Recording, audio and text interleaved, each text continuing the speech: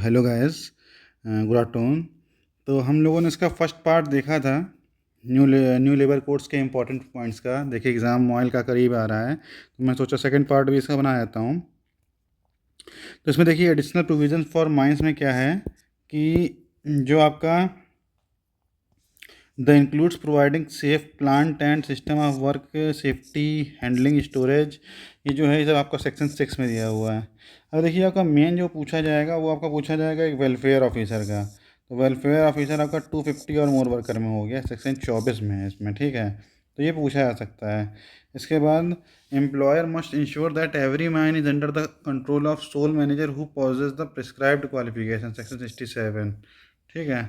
Employer must comply the regulation related to mines notified by central government, ये याद रखना, ठीक है।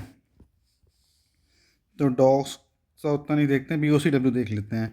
Employer must provide free temporary living accommodation to all building workers at और near the work site, ensuring removal of such accommodation और restoration of land obtained for the local authorities after its use, ठीक है। Principal employer make the payment of expenses incurred by the contractor for the accommodation, ठीक है, ये चीज़ भी याद रखिएगा। Employer must not employ any person who is known or reasonably believed to have hearing impairment defective, ठीक है। तो मेन जो आपको इसमें ये था, ये इम्पोर्टेंट पार्ट था, ये वाला इम्पोर्टेंट पॉइंट है और एक ये इम्पोर्टेंट पॉइंट है, ठीक है। अब सोशल सिक्योरिटी कोड आज इसको कंप्लीट कर देते हैं, ये बहुत इंपॉर्टेंट भी है। इसमें 9 लेबर लॉज आए हैं, जैसे आपका EPFO, ESIC, gratuity, maternity benefit, employee compensation, social security and cess for the BOCW cess हो गया, ठीक है। और अनऑर्गेनाइज्ड वर्कर वाला, ये बेसिकली जो है अनऑर्गेनाइज्ड वर्कर, गिग वर्कर्स और प्लेटफॉर्म वर्कर्स को सिक्योरिटी देने के लिए बनाया गया है। EPFO 20 और मोर वर्कर्स, मतलब जहाँ होंगे एम्प्लॉयज़ होंगे वहाँ पे उसको अप्लाई होता है, ठीक है। The earlier requirement of coverage being limited to schedule employment under EPF has been removed, ये याद रखिएगा, ये रिमूव कर दिया गया है। A scheme to called EPF scheme for which the provident fund shall be established for employees for any class of employees, 3 type हैं, EPF है, EPS है और EDLI सेक्शन 15 में दिया गया है। The employer must contribute 10% of the employee wages towards the EPF scheme, basically 12% होता है, लेकिन यहाँ एक्ट में 10% दिया गया है, ठीक है। तो if an employee opts to contribute more than 10% of the wages, the employer is not required to contribute beyond its prescribed share. Employer नहीं कर सकता, employer is not required to contribute, employer को इससे ज़्यादा नहीं करना, लिखा हुआ है इसमें। बट बेसिकली आप देखेंगे हर जगह वहाँ भी 12% ही लिखा हुआ है, बेसिकली 12% होता है, ठीक है। अब ESI में क्या है, 10 और मोर वर्कर में लिखा हुआ है एक्सेप्ट सीजनल फैक्ट्रीज, ठीक है, फर्स्ट शेड्यूल में है।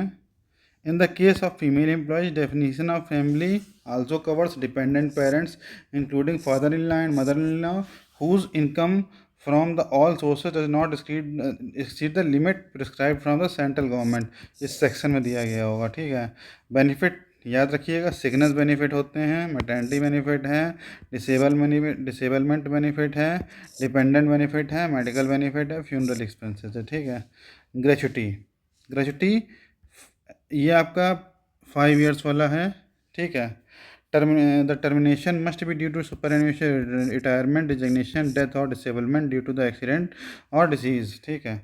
An employer shall pay gratuity to fix term employee on termination of the their contract period after completion of 1 year service, ये मेजर चेंज हुआ, सेक्शन 53 में दिया हुआ है। Gratuity must be paid at the rate of 15 days wages for completed year, ये याद रखना है, 30 डेज में दे देना है। All employees who have completed 1 year of service are required to make a nomination जरूर करा लेना है। मैटरनिटी बेनिफिट के लिए क्या है कि 80 दिन की सर्विस जो है रिक्वायर्ड है 12 मंथ में, ठीक है, 26 वीक्स का मिलता है, ठीक है। और ये 3500 का मेडिकल बोनस है। एम्प्लॉयर शैल नॉट डिसमिस और discharge a woman employee who absents herself from work in accordance with the law on account of maternity benefit, ये भी याद रखना है। A women employee is entitled to 6 weeks of maternity benefit in case of miscarriage के case में 6 weeks है, ठीक है। 2 नर्सिंग ब्रेक्स देने हैं in addition to regular rest intervals allowed to every woman employee who has returned to work after the delivery until the 15 month of age। ये बहुत important question है। Employer must provide creche facility 50, ठीक है, for employees है, women employees नहीं है, ये याद रखिएगा, ठीक है। एंड इस्टेब्लिशमेंट में also avail common creche facility for the central government, state government, municipality और प्राइवेट एंटिटी, ऐसे करके है, इसको देख लीजिएगा। एम्प्लॉय कंपनसेशन में आते हैं। Every employer must pay compensation if an employee suffers injury और डेथ ड्यू टू ये करके है, ठीक है। तो इसमें कोई बहुत ज़्यादा दिक्कत नहीं है। हाँ, गिग वर्कर्स के लिए क्या आया है, the social security code introduces the concept of gig and platform workers for the first time. The central government is appropriate central government appropriate government है, ठीक है, ये याद रखना है। Aggregators are required to contribute between the 1% and 2% of their annual turnover subject to cap of 5% of total amount paid or payable to gig or platform workers, ठीक है। अब ये BOCW सेस का है, ठीक है। तो सेस शुरुआत से ही आपका 1% से 2% दिया जा रहा था, ठीक है।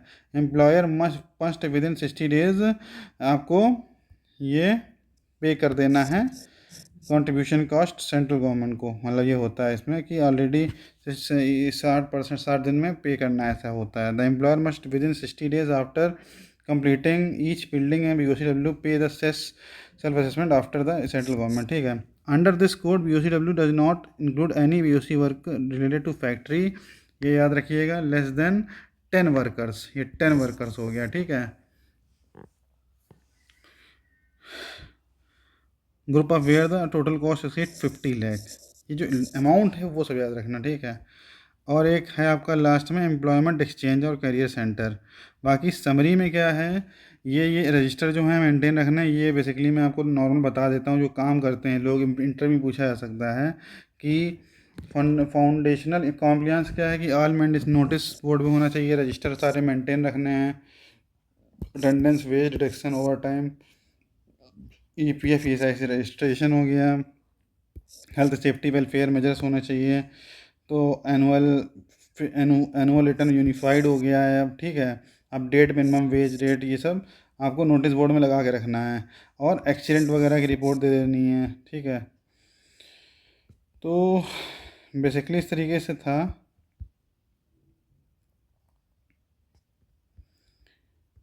ये मैं PDF अपने टेलीग्राम चैनल पर शेयर कर दूंगा, इसको आप लोग अच्छे से पढ़ लीजिएगा, वर्कर की क्या डेफिनेशन है, ठीक है। और बेसिकली तो मैं जो बेसिक चीज़ें तो बता दिया था, वेज का बेसिक पे, डियरनेस अलाउंस, रिटेनिंग अलाउंस, 50% की कैपिंग क्या नहीं इंक्लूड है, ये सब भी बता दिया था, ठीक है। और ये कैपिंग वाला भी बताया हुआ है, ठीक है। इसको आप अच्छे से। और एम्प्लॉय क्या होता है, any person employed other than the apprentice engaged under the apprentice act employed on wages by an establishment to do any skilled, semi-skilled, manual, optional, supervisory, managerial, administrative, technical or clerical work, hire or reward, whether the term of employment expressed employed or also includes a person declared to be an employee and by the appropriate government but does not include the any member of armed forces of the union, ये याद रखिएगा, ठीक है। does not include वाला पूछ सकते हैं, armed forces of the union, okay. चलिए, all the best, thank you.